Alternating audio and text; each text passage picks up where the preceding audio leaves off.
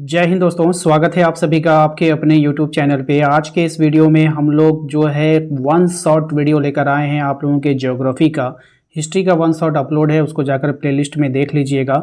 देखिए यहाँ पर हो क्या रहा है कि इस वाले पार्ट जो ज्योग्राफी का हम लोग करने वाले हैं, वहाँ पर क्या दिक्कत है कि यहाँ पर 10 चैप्टर जो है आप लोगों का भाग 1 में है और 12 चैप्टर लगभग आपके भाग 2 में है। तो हम लोग इसको 2 पार्ट में करेंगे। भाग पहला को हम लोग पहले कंप्लीट कर लेंगे, उसके बाद अलग से वीडियोस बनाकर भाग दूसरा को कंप्लीट करेंगे। क्योंकि अगर दोनों का मैं कंबाइन करता हूं तो 1 घंटा से बेसी का ये वीडियो बन जाएगा, जिसको आप लोग लगातार नहीं देख पाओगे। ठीक है, तो हम लोग पहले भाग 1 को कंप्लीट करेंगे और ये भाग 1 है, इसमें लगभग हम लोग 10 चैप्टर को कंप्लीट कर लेंगे। ठीक है, तो वीडियो को अभी से लाइक कर दीजिएगा क्योंकि बहुत मेहनत लगती है वीडियोज़ बनाने में। तो आप लोग हमारे चैनल को सब्सक्राइब नहीं किए तो इस वाले चैनल को सब्सक्राइब करके रखिए, क्योंकि ये अपडेट चैनल है। हर छोटी बड़ी अपडेट आपको यहाँ पर सबसे पहले मिलेगी। और यहाँ पर मैंने एक अलग से वीडियो इसलिए डाला है ताकि आप हमारे जो मेन चैनल जयपुर को आप लोगों ने ज्वाइन किया था, वहाँ पर क्या हो रहा है कि वहाँ पर बहुत सारे वीडियोज़ आते रहते हैं, ये वीडियोज़ वहाँ खो जाएगा। तो मैंने अलग से ये वाले चैनल पर डाल दिया ताकि आप लोगों को कोई दिक्कत ना हो। आप देखिएगा केवल एक ही प्लेलिस्ट आपको दिख रहा होगा, केवल आपका प्लेलिस्ट। ठीक है, कभी आपको दिक्कत नहीं होगा। तो चलिए शुरू करते हैं। हम देखते हैं हम आज का पहला सवाल। सबसे पहले सवाल में आपसे बोला गया है कि निम्नलिखित कथनों में से कौन सा एक भूगोल का वर्णन नहीं करता है। कौन नहीं करता है ये आपको बतानी है। 4 ऑप्शन है आपके पास, तो इसका राइट आंसर हो जाएगा आपका प्रौद्योगिकी के विकास के फलस्वरूप आधुनिक समय में प्रासंगिक नहीं है ना, प्रासंगिक नहीं है। तो ये इसका जो है भूगोल का वर्णन नहीं करता है। ठीक है, तो देखिए इतना टफ क्वेश्चन है, अगर आप इसको बैठकर याद करना चाहोगे ना तो बिल्कुल याद नहीं होगा। लेकिन अगर इसको आप हर 2 दिन पे 3 दिन पे इसको रिवीजन में लोगे ना तो बिना याद किए याद हो जाएगा, ये गारंटी है। ठीक है, आइए दूसरा सवाल है हमारा कि संभववाद शब्द का प्रयोग सर्वप्रथम किस फ्रांसीसी विद्वान ने किया था। तो इसका प्रयोग सर्वप्रथम किया था लुसियन फेब्रे ने। किसने किया था? लुसियन फेब्रे ने किया था। अगले सवाल पे आते हैं, हमारा क्वेश्चन नंबर 3 है नव निश्चयवाद के प्रवर्तक कौन है। तो नव निश्चयवाद का जो प्रवर्तक है वो है आपका ग्रिफिथ टेलर। ऑप्शन नंबर गो हो जाएगा। अगले सवाल पे आते हैं, हमारा अगला सवाल है निम्नलिखित में से कौन सा एक भौगोलिक सूचना का स्रोत नहीं है। तो कौन भौगोलिक सूचना का स्रोत नहीं है वो आपको बतानी है। चंद्रमा से चट्टानी पदार्थों के नमूने। ठीक है, ऑप्शन नंबर गो हो जाएगा। अगले सवाल पे आते हैं कि एंथ्रोपोजियोग्राफी नामक पुस्तक किसने लिखी है। तो ये पुस्तक जो है कैसे ये हो जाएगा आपका फ्रेडरिक रेडजेल ने लिखी है। किसने लिखा है? फ्रेडरिक रेडजेल ने लिखा है। क्वेश्चन नंबर आते हैं 6 पे, कह रहा है कि जियोग्राफी शब्द का प्रयोग सबसे पहले किसने किया था। तो जियोग्राफी शब्द का प्रयोग जो है वो सबसे पहले किया था इरेटोस्थनीज ने। ऑप्शन नंबर खो हो जाएगा। क्वेश्चन नंबर 7 है आपका, रुको और जाओ शब्द का संबंध किस विचारधारा से है। तो रुको और जाओ शब्द का संबंध नव निश्चयवाद विचारधारा से है। ऑप्शन नंबर गो हो जाएगा। क्वेश्चन नंबर आते हैं 8 पे, इसमें कहा गया है कि निम्नलिखित में से कौन सा एक लोगों और पर्यावरण के बीच अन्योन्य क्रिया का सर्वाधिक महत्वपूर्ण कारक है। सही जवाब हो जाएगा इसका प्रौद्योगिकी। ऑप्शन नंबर ख हो जाएगा। मानव भूगोल मानव समाज तथा धरातल के बीच संबंधों का संश्लेषित अध्ययन है। ये कथन किसका है। तो ये कथन है आपका फ्रेडरिक रेडजेल का। ओके, नेक्स्ट आते हैं अगले सवाल पे। क्वेश्चन नंबर 10 पे आते हैं, कह रहा है निम्नलिखित में से कौन सा एक मानव भूगोल का उपागम नहीं है। तो कौन नहीं है ये आपको बतानी है। तो मात्रात्मक क्रांति। देखिए इस तरह का सवाल जो है ना आप रट नहीं सकते हो, बिल्कुल आप रट नहीं सकते हो, गारंटी है। पर आप अगर इस तरह के वीडियोस को अगर आप हर 2 दिन पे 3 दिन पे रिवीजन में लोगे तो हमेशा आपके माइंड में छपा रहेगा और एग्जाम में जैसे ही ये क्वेश्चन आएगा तो आपका वो बन जाएगा। ठीक है, चलिए अगले सवाल पे आते हैं। फ्रेडरिक रेडजेल की शिष्या का नाम आपको बताना है। तो इनकी शिष्या का नाम क्या है वो बता दीजिए। ठीक है, उनके शिष्या का नाम आपको बताना है क्या होगा। तो राइट आंसर इसका हो जाएगा ऑप्शन नंबर क, कुमारी एलन सैंपल। कौन हो जाएगा? कुमारी एलन सैंपल। ठीक है, कुमारी एलन सैंपल। नेक्स्ट है आपका आर्थिक भूगोल में किस उपक्षेत्र को सम्मिलित नहीं करते हैं। तो आर्थिक भूगोल में जो उपक्षेत्र को हम लोग सम्मिलित नहीं करते हैं वो है आपका सांस्कृतिक भूगोल को। ऑप्शन नंबर घ हो जाएगा। नेक्स्ट सवाल है आपका संभववाद की अवधारणा में किस घटक को ज्यादा महत्वपूर्ण माना गया है। संभववाद की अवधारणा में किस घटक को ज्यादा महत्वपूर्ण माना गया है। राइट आंसर हो जाएगा मानवीय घटक को। ऑप्शन नंबर क हो जाएगा। अगले सवाल पे आइए। क्वेश्चन नंबर 14 में कहा गया है कि मार्क्स के सिद्धांत का उपयोग किस विचारधारा के अंतर्गत किया गया है। तो ये किया गया है अमूलवादी अथवा रेडिकल विचारधारा के अंतर्गत। ऑप्शन नंबर क हो जाएगा। अगले सवाल पे आते हैं क्वेश्चन नंबर 15 पे, कह रहा है कि 1990 के दशक में भूगोल के किस उपागम के लिए जाना जाता है। 1990 का जो दशक है भूगोल के किस उपागम के लिए जाना जाता है, यहाँ पे ये आपको बतानी है। सही जवाब हो जाएगा आधुनिकतावाद, ऑप्शन नंबर क हो जाएगा। नेक्स्ट सवाल है, निम्नलिखित में से किस महाद्वीप में जनसंख्या वृद्धि सर्वाधिक है? कौन से महाद्वीप में जनसंख्या की जो वृद्धि है वो सबसे अधिक है? तो एशिया में, ऑप्शन नंबर ख हो जाएगा। क्वेश्चन नंबर आते हैं 2 पे, कह रहा है निम्नलिखित में से कौन सा एक विरल जनसंख्या वाला क्षेत्र नहीं है? कौन विरल जनसंख्या वाला क्षेत्र नहीं है? तो दक्षिण पूर्वी एशिया। कौन नहीं है? दक्षिणी पूर्वी एशिया। नेक्स्ट आते हैं अगले सवाल पे, कह रहा है आपसे निम्नलिखित में से कौन सा एक प्रतिकर्ष कारक नहीं है?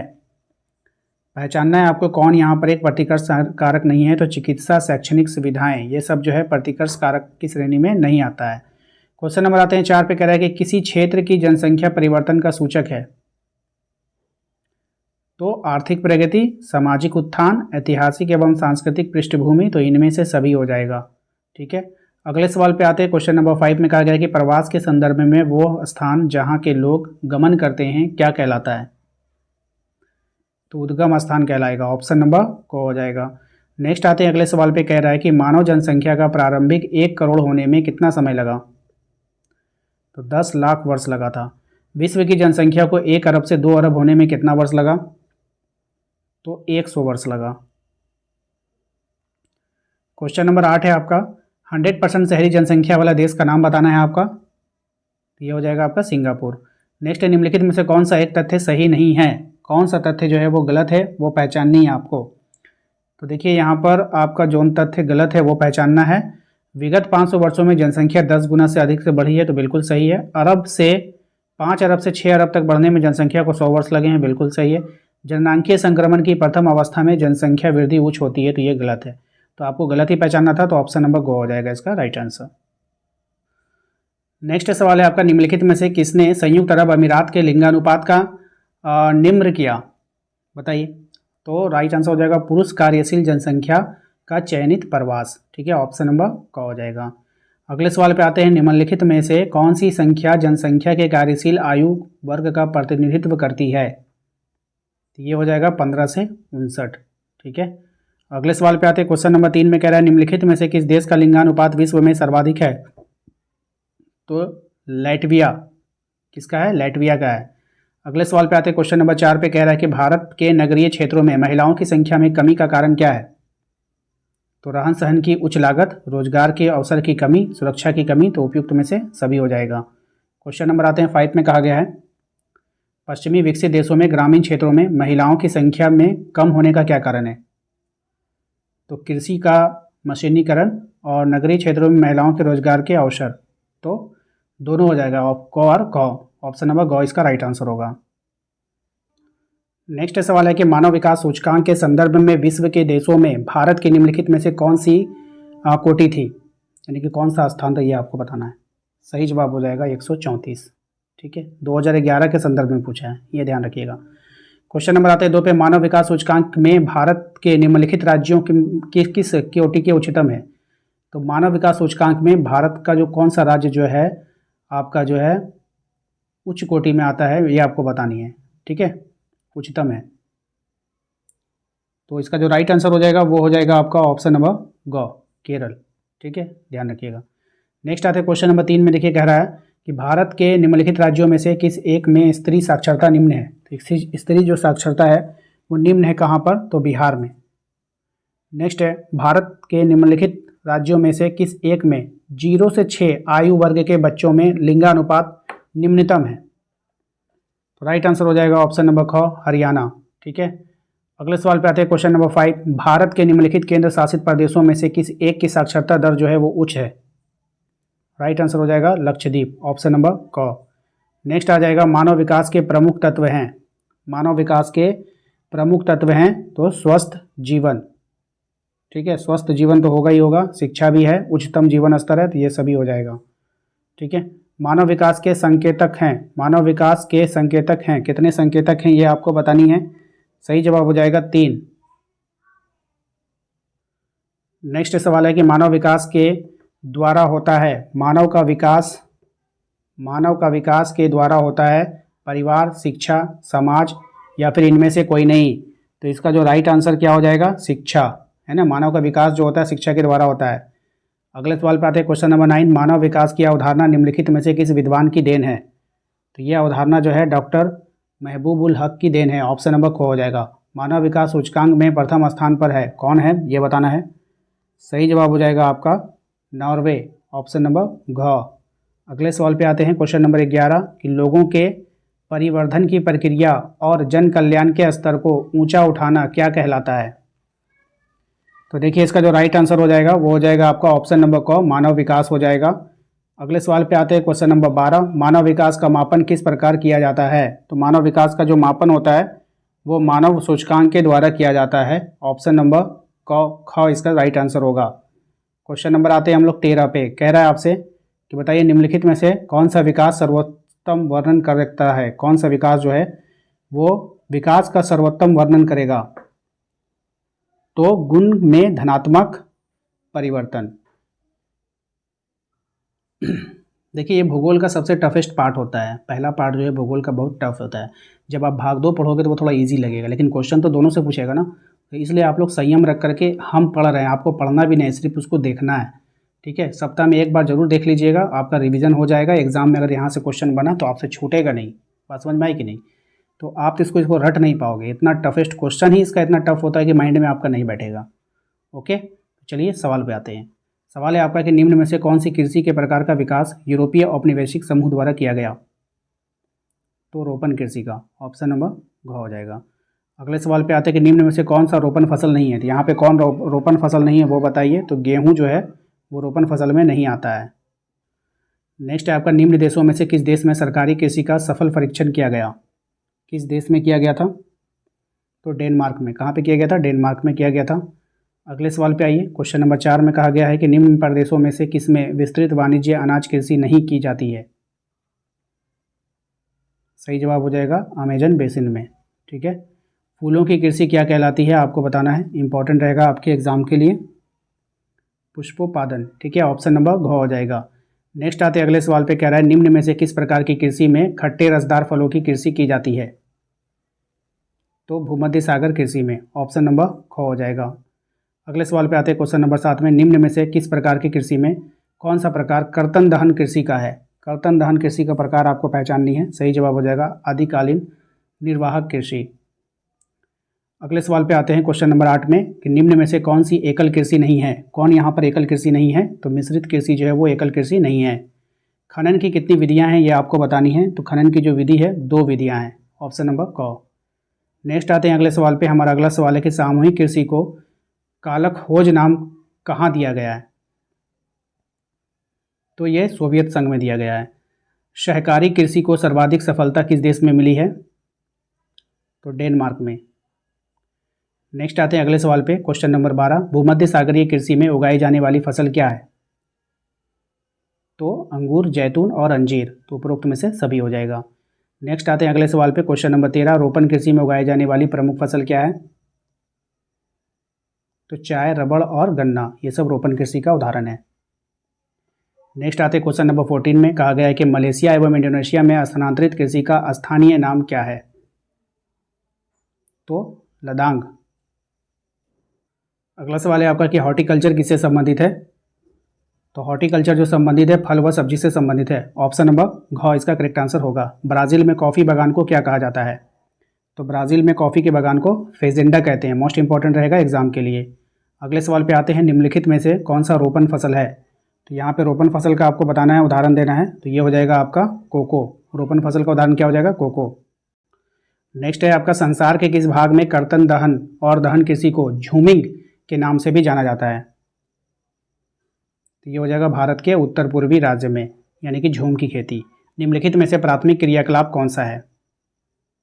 ये हो जाएगा आपका खेती। रबड़ किस प्रकार की कृषि की उपज है आपको बतानी है। तो रबड़ जो है आपका रोपण कृषि के अंतर्गत आता है। याद रखिएगा, इंपॉर्टेंट रहेगा आपके एग्जाम के लिए। अगला सवाल है आपका, बुशमैन कहाँ के निवासी हैं आपको बताना है। तो बुशमैन जो है वो उत्तरी कालाहारी के निवासी हैं।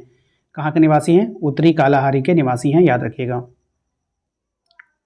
नेक्स्ट है आपका, निम्नलिखित में से कौन सा कथन जो है असत्य है आपको पहचाननी है। तो यहाँ पर चीनी, सूती वस्त्र एवं वनस्पति तेल उद्योग स्वच्छंद उद्योग है, ये जो है कथन असत्य है। ठीक है, बाकी सभी सत्य है। सत्य वाला को सिर्फ आपको पढ़ के जाना है।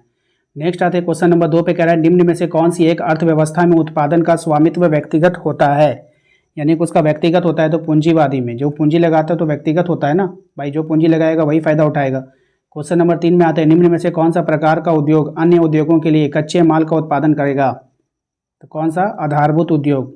ठीक है। नेक्स्ट आते हैं क्वेश्चन नंबर 4, कह रहा है निम्न में से कौन सा एक जोड़ा सही मेल खाता है, कौन सही मेल खाएगा वो आपको पहचानना है। तो लौह इस्पात उद्योग जो है पीटर्सबर्ग, ये आपका सही जोड़ा है, बाकी सब गलत है, ध्यान रखिएगा। नेक्स्ट आते हैं क्वेश्चन नंबर 5, कह रहा है निम्न में से कौन सा उपभोक्ता उद्योग है, तो पेट्रोलियम। पेट्रोलियम को लोग क्या कर रहे हैं, ज़्यादा से ज़्यादा उपभोग कर रहे हैं। क्वेश्चन नंबर 6 पे आते हैं, कह रहे हैं निम्न में से कौन सा लघु उद्योग है, आपको पहचानना है। तो लघु उद्योग को पहचानिए कौन है, तो यहाँ पे अगर गलीचे बनाना ये लघु उद्योग है, बाकी सब बड़े बड़े उद्योग हैं। ठीक है, चलिए नेक्स्ट है आपका, निम्न में से कौन सा कुटीर उद्योग नहीं है, कौन कुटीर उद्योग नहीं है पहचानिए। तो चीनी बनाना जो है कुटीर में नहीं आता है। ठीक है, याद रखिएगा। नेक्स्ट है मानचेस्टर किस उद्योग के लिए प्रसिद्ध है, तो मानचेस्टर जो है वो सूती वस्त्र के लिए प्रसिद्ध है। निम्नलिखित में से कौन सा द्वितीय क्रियाकलाप है, आपको बताना है। तो द्वितीय क्रियाकलाप के अंतर्गत आता है औजार बनाना, ऑप्शन नंबर ग हो जाएगा। क्वेश्चन नंबर आते हैं 10 पे, कह रहा है आपसे कि पेट्रोकेमिकल उद्योग में अग्रणी देश कौन है, तो संयुक्त राज्य अमेरिका। क्वेश्चन नंबर 11 आपका टोयोटा कंपनी किस देश की है, आपको बताना है, मोस्ट इंपॉर्टेंट सवाल। तो ग्रेट ब्रिटेन का कंपनी है। जापान का डेट्राइट किसे कहा जाता है, तो ये कहा जाता है नगोया को। किसको कहा जाता है, नगोया को। नेक्स्ट सवाल है आपका, निम्नलिखित में से कौन सा एक तृतीय क्रियाकलाप है, आपको पहचाना है कि कौन सा यहाँ पे तृतीय क्रियाकलाप आएगा। तो व्यापार जो है वो आपका तृतीय क्रियाकलाप में आता है। ठीक है, याद रखिएगा। अगले सवाल पे आते हैं, हमारा अगला सवाल है निम्नलिखित क्रियाकलापों में से कौन सा एक द्वितीय सेक्टर का क्रियाकलाप नहीं है। कौन द्वितीय सेक्टर, मछली पकड़ना, देखिए ये जो है द्वितीय सेक्टर में नहीं आता है। ठीक है, ध्यान रखिएगा। नेक्स्ट आते हैं क्वेश्चन नंबर 3 में, निम्नलिखित में से कौन सा एक सेक्टर दिल्ली, मुंबई, चेन्नई और कोलकाता में सर्वाधिक रोजगार प्रदान करता है। कौन सा सेक्टर है, ये सेवा क्षेत्र होता है, ऑप्शन नंबर घ हो जाएगा। क्वेश्चन नंबर आते हैं 4 पे, कह रहा है कि वे काम जिनमें उच्च परिमाण स्तर वाले अन्वेषण सम्मिलित होते हैं क्या कहलाते हैं, तो वो कहलाते हैं आपका चतुर्थ क्रियाकलाप। ठीक है। नेक्स्ट आते हैं क्वेश्चन नंबर 5 में, कह रहा है निम्नलिखित में से कौन सा क्रियाकलाप चतुर्थ सेक्टर से संबंधित है, चौथे क्षेत्र से संबंधित होगा। तो विश्वविद्यालय का अध्यापन। ठीक है, याद रखिएगा, ऑप्शन नंबर ख हो जाएगा। अगले सवाल पे आते हैं क्वेश्चन नंबर 6 पे, कह रहा है निम्नलिखित कथनों में से कौन सा एक कथन सत्य नहीं है, यानी कि गलत कथन को पहचानना है। तो ये हो जाएगा आपका बीपीओ के पास केपीओ की तुलना में बेहतर व्यावसायिक अवसर है, ये गलत है। ठीक है, चलिए आते हैं क्वेश्चन नंबर 7 पे, कह रहा है कि स्वर्ण कॉलर का संबंध निम्न में से किस आर्थिक क्रियाकलाप से है। तो इसका संबंध जो है वो किससे है, ये आपको बतानी है। तो ये है आपका पंचम क्रियाकलाप से, ऑप्शन नंबर घ हो जाएगा। क्वेश्चन नंबर 8 पे आते हैं, कह रहा है कि जिन नगरों में बड़ी बड़ी वैश्विक कंपनियों के मुख्यालय होते हैं क्या कहलाते हैं। तो इसको हम लोग वैश्विक नगर बोलेंगे। चतुर्थ क्रियाकलाप वर्ग में निम्नलिखित में से कौन से घटक हैं, तो हो जाएगा शिक्षा, सूचना, शोध और प्रबंध। ठीक है, याद रखिएगा। नेक्स्ट है लाल कॉलर कर्मियों का संबंध निम्न में से किस आर्थिक क्रियाकलाप से है। सही जवाब हो जाएगा इसका प्राथमिक क्रियाकलाप से, ऑप्शन नंबर क। उसके बाद है आपका चिकित्सा पर्यटन क्या है। तो चिकित्सा पर्यटन क्या है, चिकित्सा हेतु पर्यटन। चिकित्सा हेतु जो पर्यटन होता है उसे चिकित्सा पर्यटन कहते हैं। ये सवाल भी काफ़ी इंपॉर्टेंट है, ध्यान से देखिएगा। कह रहा है आपसे पर्यटन जो है वो किस आर्थिक गतिविधि का अंग है। बहुत ही अच्छा सवाल है, एग्जाम में पूछा जा सकता है। तो तृतीय क्रियाकलाप में आता है। पर्यटन किस में आता है, तृतीय क्रियाकलाप में आता है। चलिए अगले सवाल पे आते हैं कि निम्न में से किन आर्थिक क्रियाकलापों के अंतर्गत परिवहन गतिविधियों को सम्मिलित किया जाता है। तो तृतीय क्रियाकलाप को, ऑप्शन नंबर ग हो जाएगा। अगले सवाल पे आते हैं क्वेश्चन नंबर 2, अनेक स्थानों पर परस्पर मार्गों की श्रेणियों द्वारा जोड़े दिए जाने पर किस प्रारूप का निर्माण होता है, उसे क्या कहते हैं। तो उसको हम लोग कहेंगे परिवहन जाल। क्या बोलेंगे, परिवहन जाल बोलेंगे। नेक्स्ट आता है कम दूरी एवं डोर टू डोर सेवाएं प्रदान करने में सर्वाधिक सस्ता एवं तीव्रगामी माध्यम क्या है। तो सड़क परिवहन। डोर टू डोर आप कैसे पहुंचोगे भाई, सड़क के द्वारा ही तो पहुंचोगे। भाप इंजन का आविष्कार किस सदी में हुआ है, आपको बतानी है। भाप इंजन का आविष्कार तो ये 18वीं सदी में हुआ है। एंडीज पर्वत या भागों में निम्न में से किस पशु का प्रयोग परिवहन के माध्यम के रूप में किया जाता है। तो लामा। किसका प्रयोग करते हैं, लामा का प्रयोग करते हैं। अगले सवाल पे आते हैं क्वेश्चन नंबर 6 पे, कह रहा है कि पार महाद्वीप पे स्टुअर्ट महामार्ग किन के मध्य से गुजरता है। तो डार्विन और मेलबर्न के बीच से, ठीक है। ऑप्शन नंबर को, किस देश में रेल मार्ग के जाल का सघनतम घनत्व पाया जाता है? सघन घनत्व का मतलब बहुत ज़्यादा घनत्व पाया जाता है, तो संयुक्त राज्य अमेरिका, ठीक है। ऑप्शन नंबर ग हो जाएगा। वृहद ट्रंक मार्ग जाता है, वृहद ट्रंक मार्ग जाता है उत्तरी अटलांटिक महासागर से होकर, ऑप्शन नंबर क हो जाएगा। नेक्स्ट है आपका बिग इंच पाइपलाइन के द्वारा परिवहन किया जाता है, किसका परिवहन करते हैं हम लोग? तो पेट्रोलियम का। किसका करते हैं? पेट्रोलियम का करते हैं। चैनल टनल जोड़ता है, अब ये चैनल टनल किसको जोड़ेगा? ये पेरिस लंदन को जोड़ता है। किसको जोड़ता है? पेरिस और लंदन को। अगले सवाल पे आते हैं। हमारा अगला सवाल है कि निम्न में से कौन भारत का सबसे लंबा नेशनल हाईवे है जो वाराणसी को कन्याकुमारी से जोड़ता है? मोस्ट इंपॉर्टेंट रहेगा एग्जाम के लिए, NH7, ठीक है। रेल लाइनों की चौड़ाई के विभिन्न प्रकारों में से मानक गेज का माप क्या होता है? मानक गेज का नाप बताना है आपको, तो 1.44 मीटर, ऑप्शन नंबर ग। अगला सवाल है आपका इंपॉर्टेंट रहेगा एग्जाम के लिए। स्वेज नहर का निर्माण कब हुआ था? 1869 में। कील नहर स्थित है कहाँ पर? इंपॉर्टेंट रहेगा एग्जाम के लिए। कील नहर जो है वो कहाँ है? जर्मनी में है। कील नहर कहाँ है? जर्मनी में है। अब देखिए, कील होता है, कांटी होता है ना, वो कहाँ गिरता है? जमीन पे गिरता है। हाथ से गिरेगा तो कहाँ गिरेगा? जमीन पे गिरेगा, तो जमीन से जर्मनी याद रखिएगा, ठीक है। अगले सवाल पे आते हैं, क्वेश्चन नंबर 15। उच्च मूल्य वाली एवं नाशवान वस्तुओं के परिवहन का सर्वश्रेष्ठ साधन है? वायु परिवहन। क्या हो जाएगा? वायु, ऑप्शन नंबर घ, ठीक है। बहुत कीमती सामान है तो उसको आप हवाई मार्ग से लीजिए, वहाँ चोरी नहीं होगा।